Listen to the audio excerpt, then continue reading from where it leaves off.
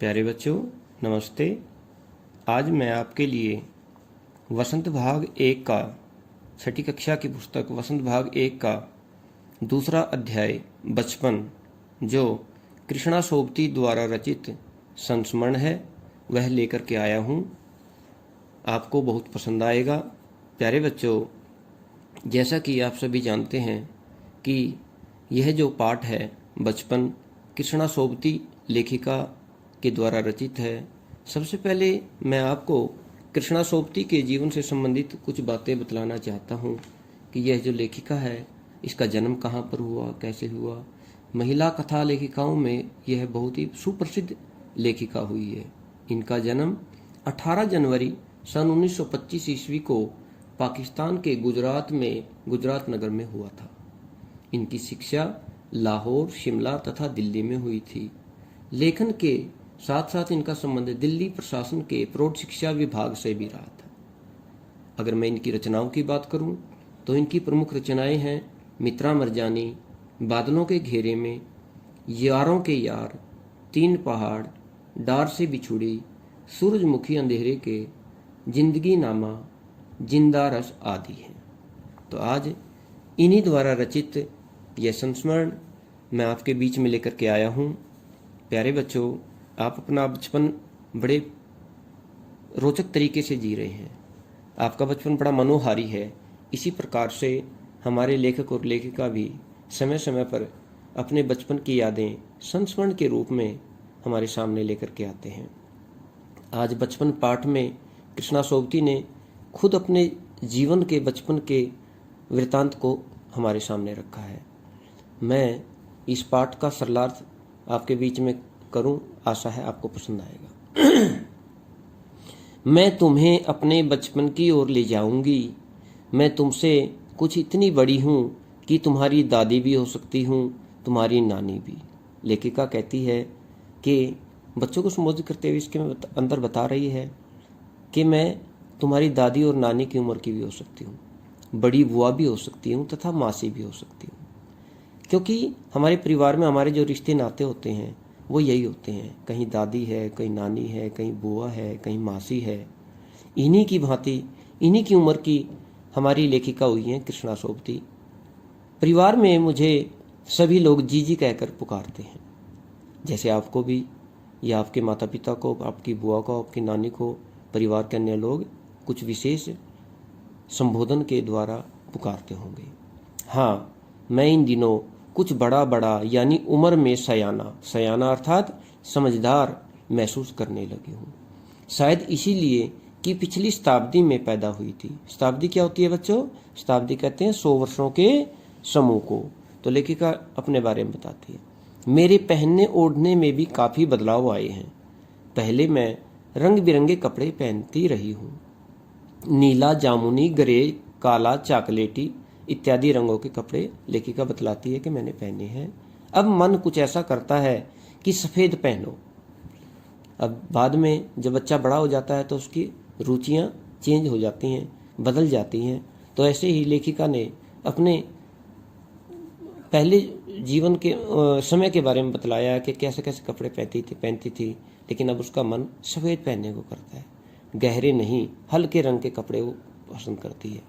मैंने पिछले दशकों में तरह तरह की पोशाकें पहनी हैं। दशक क्या होते हैं? 10 वर्षों के समूह को दशक बोलते हैं। अपने जीवन के हर 10 वर्ष या कुछ वर्षों का के बारे में बतला रही है। कहती है लेखिका कृष्णा सोबती जी, पहले मैं फ्रॉक पहनती थी, फिर निक्कर वाकर पहनने लगी, स्कर्ट पहने, लहंगे पहने, गरारे पहने, और अब चूड़ीदार और घेरदार कुर्ते में पहनना पसंद करती हूँ।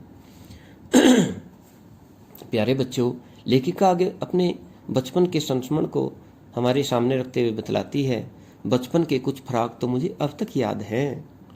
क्योंकि बच्चों को बचपन बड़ा पसंद होता है।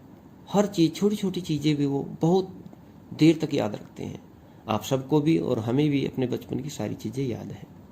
लेखिका कहती है, हल्की नीली पीली धारी वाली फ्राक, गोल कॉलर और बाजू पर भी गोल कफ, एक हल्के गुलाबी रंग का बारीक चुन्नटों वाला घेरदार फ्राक, नीचे गुलाबी रंग की फ्रिल बोलते हैं झालर को। उन दिनों फ्राक के ऊपर की जेब में रुमाल और बालों में इतराते रंग बिरंगे रिबन का चलन था। उन दिनों की अपनी बात करती है लेखिका, बतलाती है कि बच्चों की जेब पर रुमाल लगाए जाते थे, बालों में रिबन लगा करके माताएं उनको सजाती थी, संवारती थी। तो बड़ा ही सुंदर समय था वह।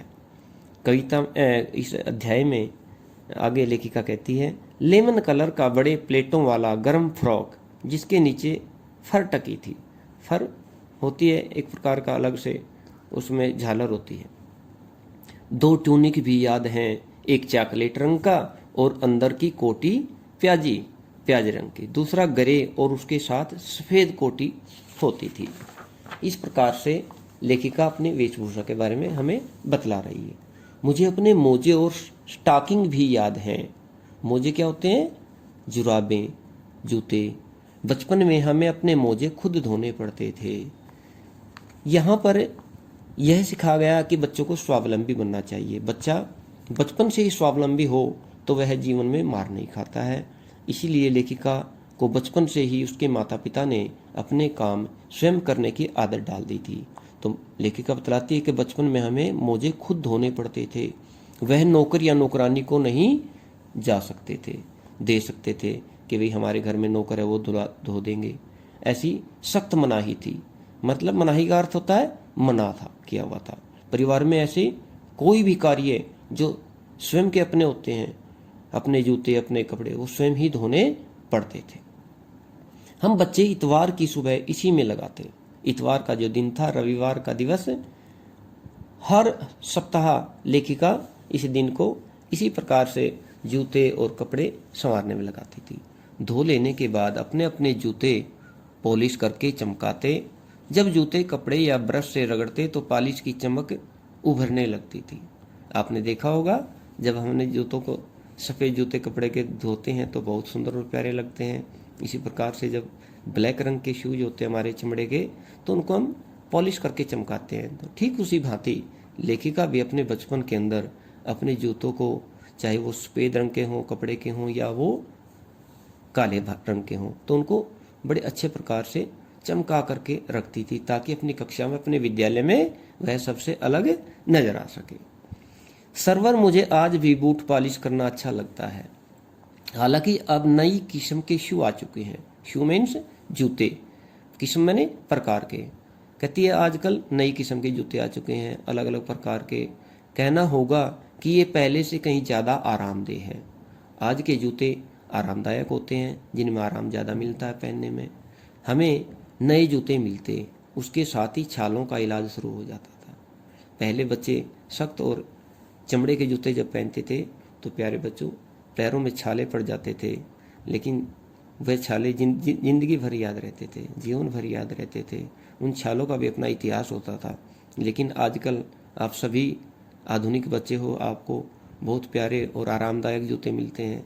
मैं समझता हूँ कि आपको कभी भी ऐसा पैरों में छाले पड़ने की नौबत नहीं आई होगी। लेकिन हमने और खासकर उस समय के लेखकों ने इस प्रकार की समस्याओं को झेला है। उनके पैरों में छाले पड़ जाते थे। जब उनको आरामदायक जूते मिलते थे तो उनको उनके छालों का इलाज शुरू हो जाता था। जब कभी लंबी सैर पर निकलते अपने पास रुई जरूर रखते थे। जहाँ छाला होता था जूते में रुई लगानी पड़ती ताकि छाला दुखे न। जूता लगा तो रुई के अंदर रुई मोड़कर मोजे के अंदर। हाँ, हमारे तुम्हारे बचपन में तो बहुत फर्क हो चुका है। अंतर बतलाती है लेखिका बच्चों को कि भाई हमारे में और तुम्हारे बचपन में बहुत दिन रात का अंतर आ चुका था। पहले समय में और वर्तमान समय में काफ़ी अंतर हो चुका था। आज हमारा संसार काफ़ी बदल रहा है। इसी प्रकार से पुराने ज़माने में और नए ज़माने में, आधुनिक ज़माने में बहुत फर्क आ चुका है। हर शनिवार को हमें ऑलिव ऑयल या कैस्टर ऑयल पीना पड़ता था। उस समय बच्चों को ऑलिव ऑयल अर्थात जैतून का तेल या कैस्टर ऑयल अर्थात अरंडी का तेल पीने को दिया जाता था। यह एक मुश्किल काम था, हर बच्चे को पीना पड़ता था। शनिचर को सुबह से, शनिचर क्या होता है? शनिवार का दिन।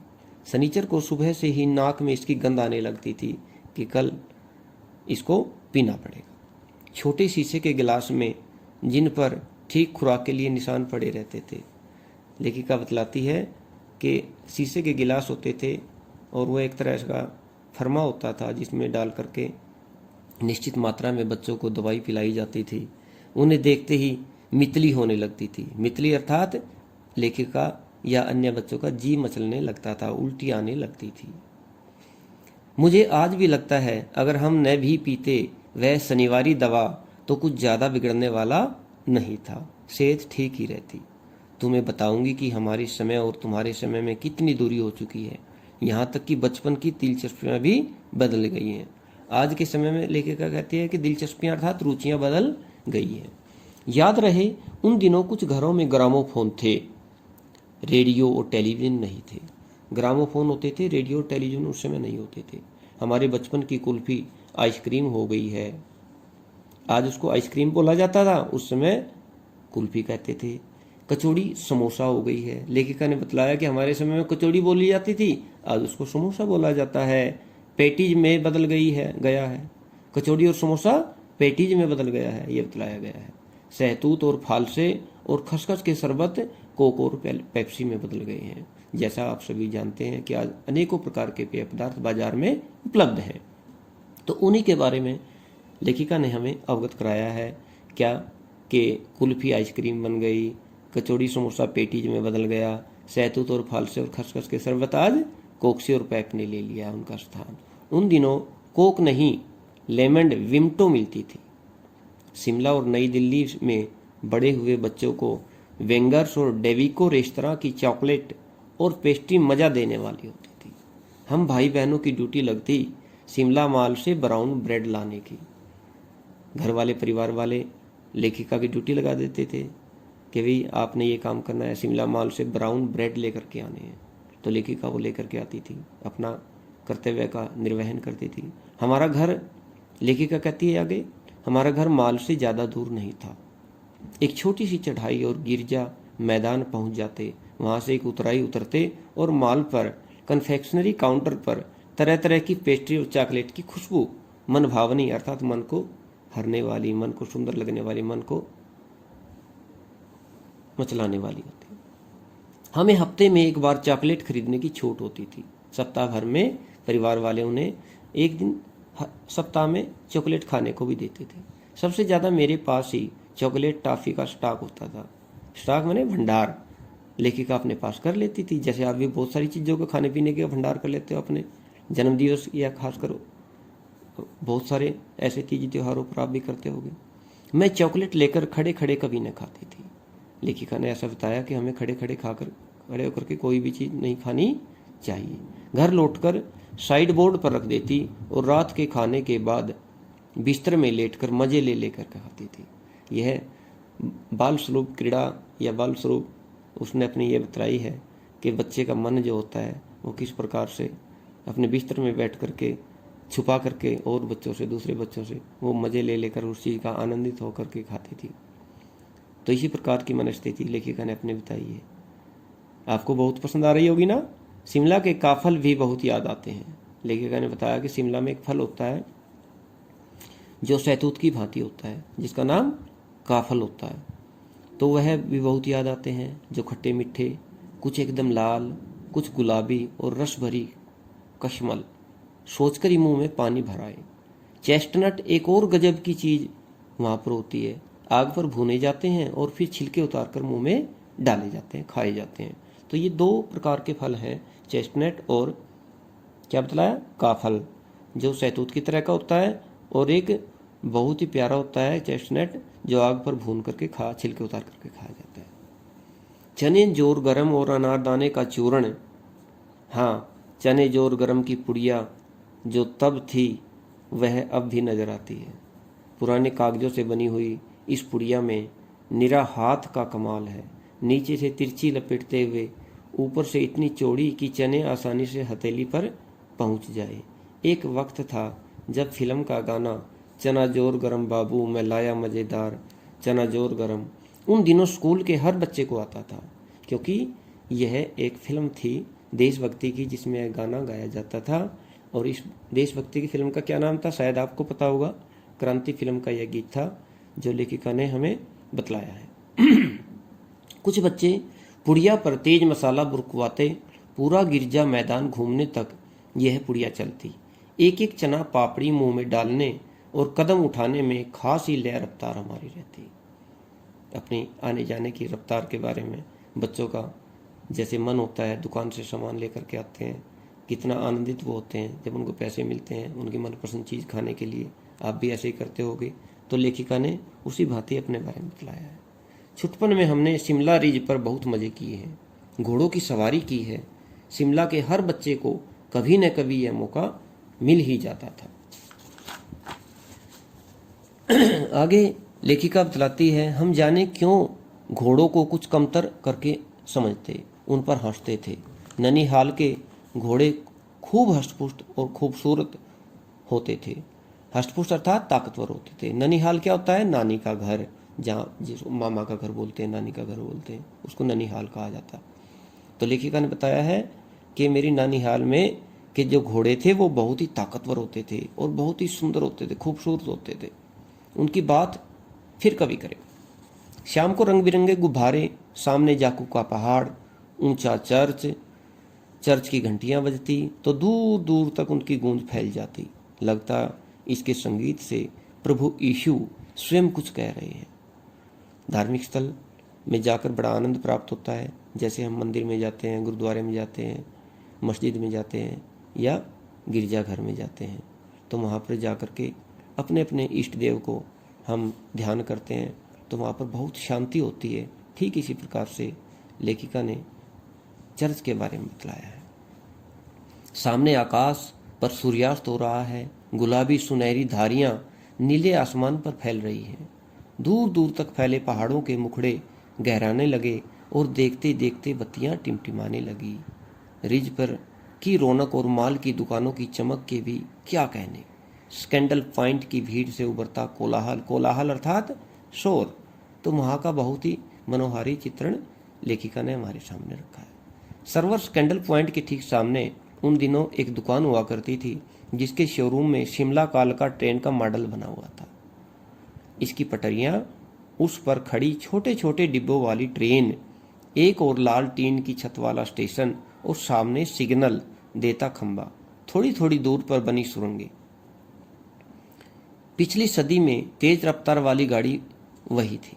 सदी अर्थात 100 वर्षों के समूह को सदी बोला जाता है, 10 वर्षों के समूह को दशक बोला जाता है। तो कभी कभी वहाँ हवाई जहाज भी देखने को मिलते थे। दिल्ली में जब भी उनकी आवाज़ आती, बच्चे उन्हें देखने बाहर दौड़ते थे।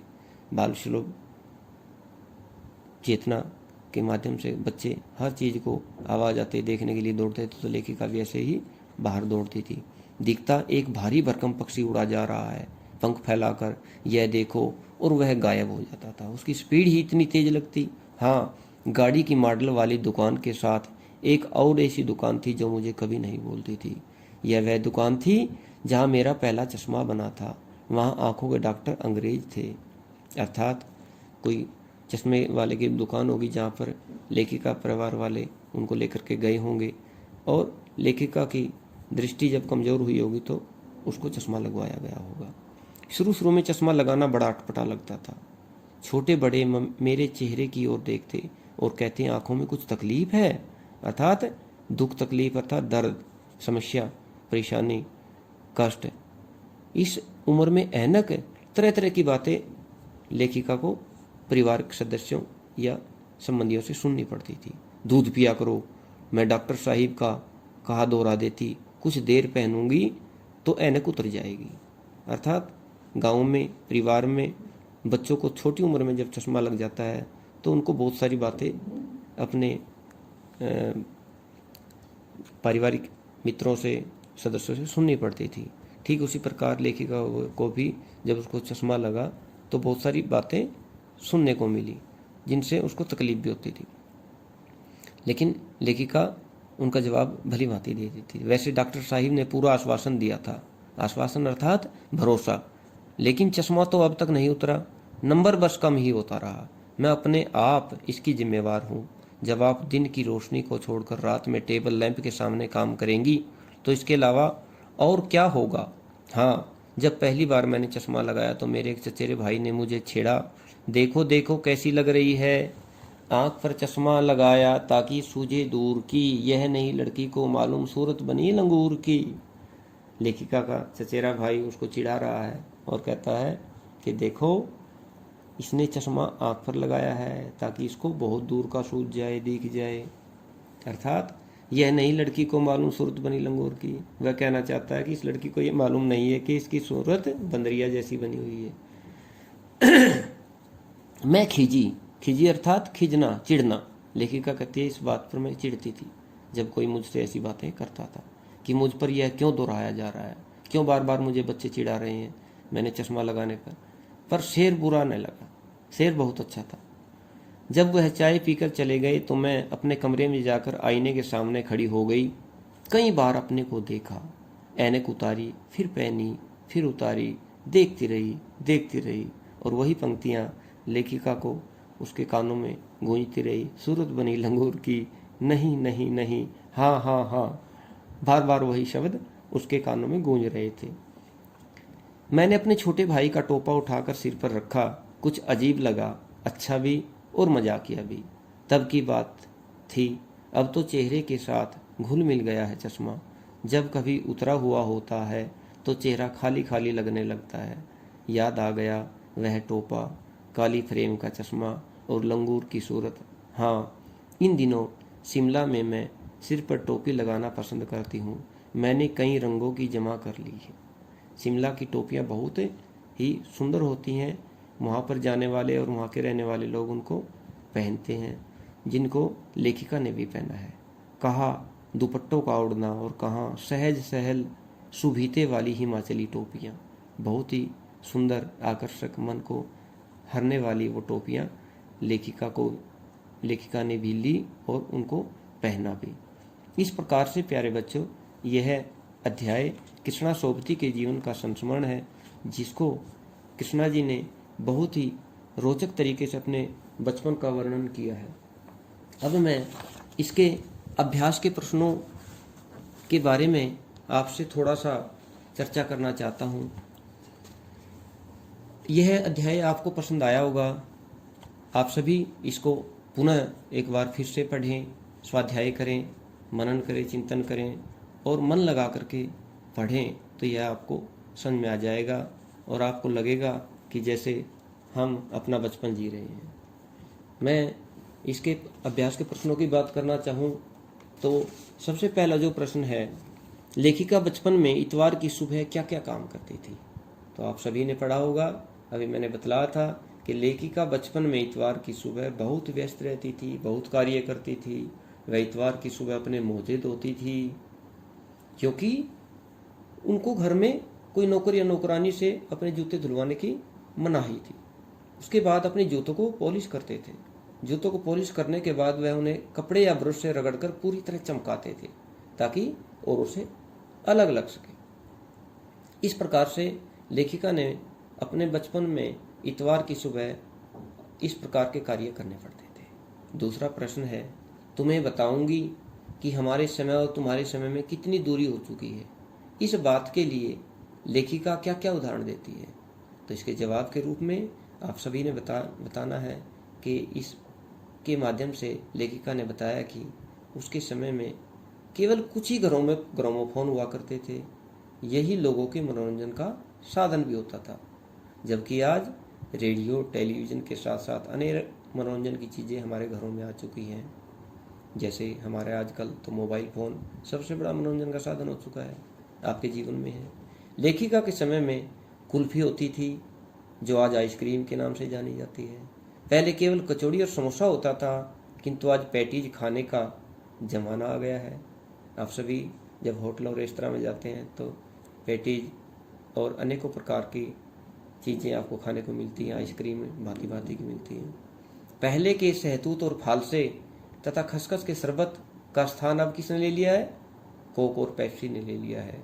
हम बहुत सारे पेय पदार्थ बाजार में उपलब्ध हैं, उनको पीते हैं। उस समय के शीतल पेय होते थे, ये लेमन विमटो होता था, जबकि आज कोक पिया जाता है। तो इस प्रकार से उस समय की चीज़ें और इस समय के बारे में बतलाया गया। तीसरा जो प्रश्न है वह है, पाठ से पता करके लिखो कि लेखिका के चश्मा क्यों लगाना पड़ा। चश्मा लगाने पर उसके चचेरे भाई उन्हें क्यों छेड़ते थे? इस प्रश्न के जवाब में अभी मैंने शरारत करते वक्त आपको बतलाया कि लेखिका बतलाती है कि दिन के समय काम न करके रात के समय में टेबल लैंप के सामने वह काम करती थी, जिससे उसकी आंखों पर बहुत जोर पड़ने के कारण उसकी आंखों की रोशनी कम हो गई थी और उसे चश्मा लगवाना पड़ गया था। लेखिका ने जब चश्मा लगवाया तो उस समय चश्मा पहनना बहुत आसान काम नहीं था। कोई कोई व्यक्ति चश्मा लगाया करता था, जो चश्मा लगा लेता वह बड़ा अटपटा लगता था। चश्मा लगाना बुरा नहीं समझा जाता था, लेकिन कुछ लोग उसको चिढ़ाते थे, उसका मजाक उड़ाया करते थे। इसी कारण जब भी लेखिका चश्मा लगाया करती, उसके चचेरे भाई अर्थात चाचा के बेटे बेटियां उसे छेड़ा करते थे, उसको चिढ़ाते थे। चौथा जो प्रश्न है वह है, लेखिका अपने बचपन में कौन कौन सी चीजें मजा लेकर खाती थी, उनमें से प्रमुख फलों के नाम लिखो। इस प्रश्न के जवाब में प्यारे बच्चों आप सभी बतलाएंगे कि लेखिका अपने बचपन के दिनों में चॉकलेट, टॉफी मजे ले लेकर के खाया करती थी। उसके पास इन चीज़ों का काफ़ी मात्रा में भंडार होता था। लेखिका को बचपन में फल भी बहुत पसंद थे। वह खट्टे मीठे फल, सफ़ेद गुलाबी रस भरी तथा कस्मल बड़े ही चाव से खाया करती थी। इसके साथ साथ उसको चेस्टनट जो है आग पर भून करके और छील करके उसे भी बहुत ही खाना पसंद था। तो यह उसकी वो चीज़ें हैं बचपन की जिनको वह मज़े लेकर के खाया करती थी। अब मैं आपके समक्ष कुछ ऐसे प्रश्न आपके ध्यान में लाना चाहता हूँ जो हमारी सक्षम की परीक्षा के अंतर्गत इस पाठ पर आधारित हो सकते हैं, जिनको हम कर सकते हैं और जिनसे मैं यह चेक भी कर सकता हूँ और आप भी अपने आप को चेक कर सकते हैं कि क्या यह पाठ मेरी समझ में आ गया है। यह जो संस्मरण आज बचपन नामक अध्याय हमने पढ़ा है कृष्ण सोबती द्वारा रचित, क्या वह पूरी तरह हमने आत्मसात कर लिया है, समझ लिया है। मैं सबसे पहला आपसे जो प्रश्न करना चाहूँगा वह यह है कि लेखिका पाठकों को किस ओर ले जाना चाहती है। ए, जवानी, प्रौढ़ावस्था, बचपन या वृद्धावस्था। तो क्या आप बतलाएंगे कि वह किस ओर ले जाना चाहती है। लेखिका इस प्रश्न के उत्तर के रूप में हमें बतला रही है कि वह अपने बचपन की ओर हमें ले जाना चाहती है। अब आप मुझे बता सकते हैं कि बचपन के वस्त्रों में से कौन सा वस्त्र लेखिका को अब तक याद है। मैं आपको ऑप्शन दे रहा हूँ, निक्कर, गरारा, फ्रॉक, स्कर्ट। तो आपने बताना है कि उसको फ्रॉक सबसे ज़्यादा पसंद था। यह इसका उत्तर रहेगा। बचपन में लेखिका को अपने कौन कौन से वस्त्र स्वयं धोने पड़ते थे, मोजे, फ्रॉक, लहंगे या निक्कर। तो इसका प्रश्न क्या रहेगा, उत्तर क्या रहेगा कि बचपन में लेखिका को मोजे धोने पड़ते थे। हर शनिवार को उन्हें क्या पीना पड़ता था। इसके विकल्प हैं दूध, कॉफ़ी, ऑलिव ऑयल या चाय। तो इसका उत्तर रहेगा ऑलिव ऑयल लेखिका को पीना पड़ता था। किन छोटे शीशों के बर्तनों को देखकर उन्हें मितली होने लगती थी, गिलास, मग, जग या कप। तो इसका उत्तर रहेगा छोटे छोटे गिलास होते थे जो उनका माप बना होता था, जिनमें डाल करके उनको कैस्टर ऑयल और ऑलिव ऑयल पिलाया जाता था। तो इसका उत्तर रहेगा गिलास। उन दिनों कुछ घरों में क्या होते थे। विकल्प हैं television, tape recorder, gramophone, 2 in 1। तो इसका उत्तर रहेगा ग्रामोफोन, उस समय में हुआ करते थे। तो इस प्रकार से आप और भी बहुत सारे प्रश्न हैं। लेखिका हफ्ता में कितनी बार चॉकलेट खरीदने की छूट थी, 1, 2, 3, 4। तो आप बतला सकते हैं कि लेखिका को बचपन हफ्ते में एक ही बार चॉकलेट खरीदने की छूट थी। अगले प्रश्न के रूप में अगर मैं आपसे पूछ सकता हूँ तो लेखिका को शिमला का कौन सा फल बहुत ज़्यादा पसंद था, गाफल, काफल, खाफल, गाफल। तो आपने बतलाना है लेखिका को शिमला का जो फल था वह काफल बहुत पसंद था। यह काफल शब्द आपने याद रखना है, यह फल का नाम है और बहुत ही महत्वपूर्ण ये प्रश्न बनता है इस पाठ का। शिमला के किस पॉइंट से भीड़ का कोलाहल उभरता है, कोलाहल मैंने शोर। तो आपने इसका उत्तर बतलाना है, लव है और इसका स्कैंडल है, जीरो है और वेटिंग। तो ये स्कैंडल पॉइंट। इसका उत्तर रहेगा। लेखिका ने जब पहला चश्मा बनवाया तो आंखों के डॉक्टर कैसे थे? जापानी थे, चीनी थे, अंग्रेज थे, भारतीय थे? तो ये प्रश्न में के उत्तर के रूप में आपका बनेगा कि वह क्या थे? वह एक अंग्रेज डॉक्टर थे। लेखिका को आज भी क्या पॉलिश करना अच्छा लगता है? नेल, शूज, फर्नीचर या बर्तन? तो आपने इसका उत्तर बताना है कि लेखिका को शूज पॉलिश करना बहुत पसंद है। और बहुत सारे प्रश्नों में है। बचपन पाठ की लेखिका का अगर मैं पुनः आपसे पूछूं, महादेवी वर्मा, कृष्णा सोबती, सुमित्रा कुमारी, सुभद्रा कुमारी, तो इस पाठ की लेखिका है कृष्णा सोबती। इस प्रकार से और भी बहुत सारे प्रश्न बन सकते हैं। लेखिका का चश्मा किस फ्रेम का था? लेखिका का चश्मा लाल, सफेद, काले, भूरे किस रंग का था? तो आप बतलाएंगे काले फ्रेम का था। लेखिका के बचपन में आइसक्रीम क्या थी? कुलचा, कुल्फा, कुल्फी या कुल्फी? तो आपने बतला देना है कि लेखिका के बचपन में आइसक्रीम को कुल्फी कहा जाता था। तो प्यारे बच्चों, आशा है आपको यह अध्याय बहुत पसंद आया होगा। इस प्रकार से आज आप सभी विद्यार्थियों ने मिलकर के यह पाठ पढ़ा। मुझे बहुत खुशी हुई कि आप सभी बहुत रोचकता के साथ प्रतिदिन इस वीडियो के माध्यम से अपने पाठों का पठन कर रहे हैं और आप सभी ने इसके अभ्यास के प्रश्नों को लिखना है और सक्षम के अंतर्गत अंत में मैंने जो प्रश्न आपको कराए हैं उनको भी लिख करके उनकी उत्तरमाला बनानी है, ताकि आप परीक्षा उपयोगी दृष्टि से इस अध्याय को अपने जीवन में आत्मसात कर सको। आप सभी का बहुत बहुत धन्यवाद। Thank you.